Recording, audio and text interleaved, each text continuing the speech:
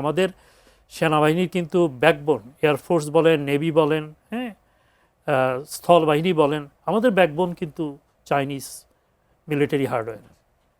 হ্যাঁ, এবং হিস্টোরিক্যালিও যে আমরা যদি মানে জিয়া রহমান সাহেবকে দিয়ে যদি ধরি, হ্যাঁ, চীনের সাথে জিয়া রহমান সাহেবের যখন প্রথম যে বৈঠকটা হয়, উনি তখন চিফ মার্শাল অ্যাডমিনিস্ট্রেটর হিসেবে যান, কিন্তু তাকে সরকার প্রধানের মতো প্রটোকল দেওয়া হয়।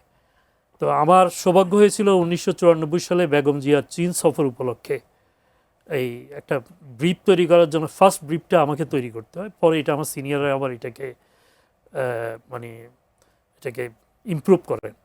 তো সেইখানে মানে আমি একটা নোট পাই, সেটা হলো যে চীনের প্রধানমন্ত্রী এবং স্টেট প্রিমিয়ারের সাথে আমাদের চিফ মার্শাল অ্যাডমিনিস্ট্রেটরের অফিসিয়াল কনভারসেশন।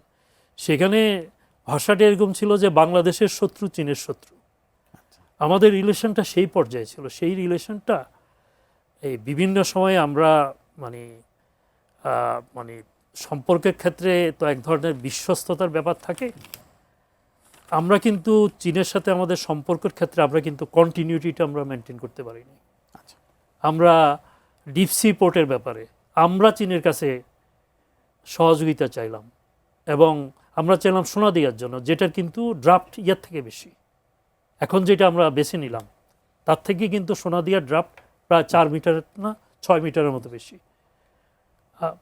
আমাদের প্রধানমন্ত্রী চাইলেন, এটা বোধহয় কত 2016 হবে ওই রকম 15-16।